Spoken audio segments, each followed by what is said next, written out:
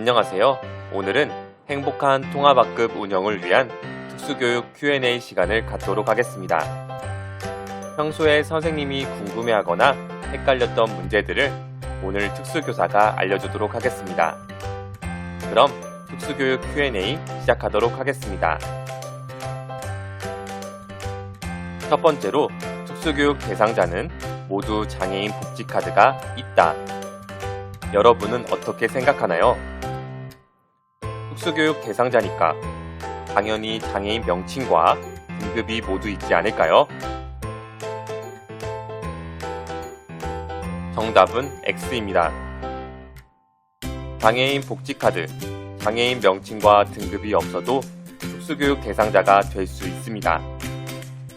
특수교육 대상자의 선정은 특수교육을 받기 위한 특수교육 기관으로 배치가 목적이므로 특수교육이 필요하다고 판단되면 특수교육 대상자로 선정될 수 있습니다.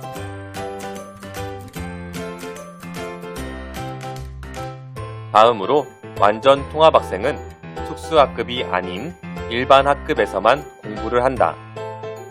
여러분은 어떻게 생각하시나요?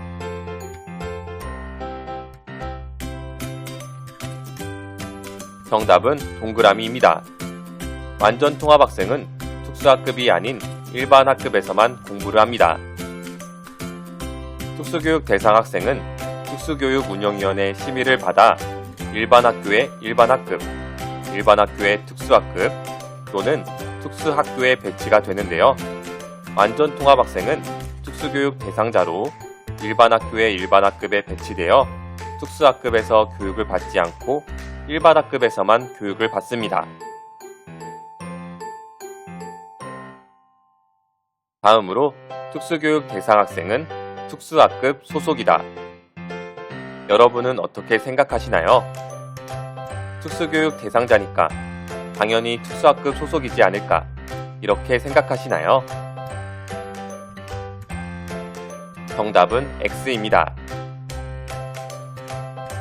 특수교육 대상 학생의 소속은 통합학급, 즉 일반학급입니다.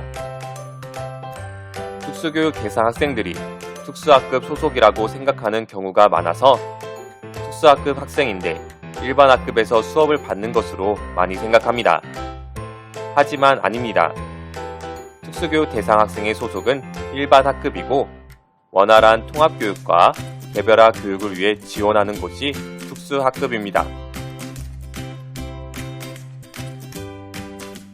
다음으로 특수교육 대상 학생의 상담은 일반 교사 말고 특수교사가 한다. 여러분은 어떻게 생각하시나요? 특수교육 대상자니까 특수교사가 상담을 해야 할까요? 아니면 특수교육 대상자지만 일반학급 소속이라고 했으니까 일반 교사가 해야 할까요? 정답은 특수교육 대상 학생의 상담은 일반 교사와 특수교사가 모두 하는 것이 맞습니다. 특수교육 대상 학생도 일반 학생들과 같이 통합학급 담임교사가 담임이므로 학생의 학교 전반에 관한 내용 상담은 통합학급 담임교사가 하고 특수교사와는 학생의 개별적 교육적 요구에 관한 내용을 상담합니다.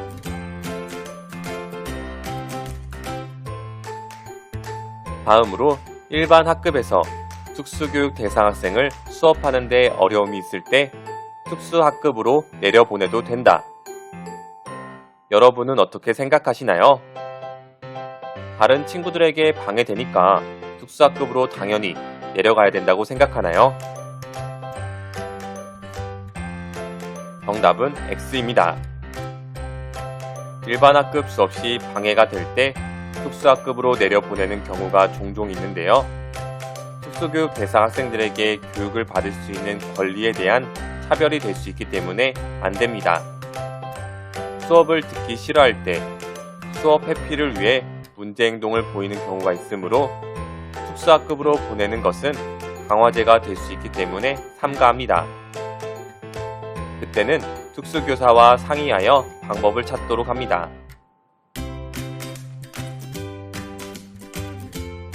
다음으로 특수교사는 학생평가, 시험 출제 등이 없기 때문에 편하다. 여러분은 어떻게 생각하시나요? 특수교사는 시험 출제도 안 하고 평가도 안 하고 편하겠다, 부럽다 생각하시나요? 정답은 아닙니다.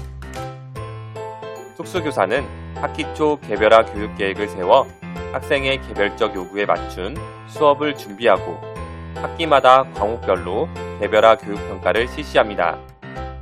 특수학급은 하나의 학교라는 말이 있듯이 특수교사는 방과후 학교, 치료 지원, 원거리 통학비 지원, 고입 업무, 신입생 업무, 직업 위탁 교육, 또래 도우미 활동, 장애인식 개선 교육, 안전지도, 현장 체험 학습 등의 업무를 혼자 처리합니다.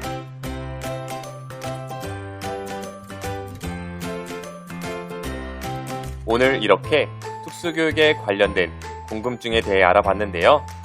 어땠나요? 장애에 대한 편견과 차별이 없는 학교와 우리 세상이 되길 바랍니다. 그럼 다음 시간에 만날게요.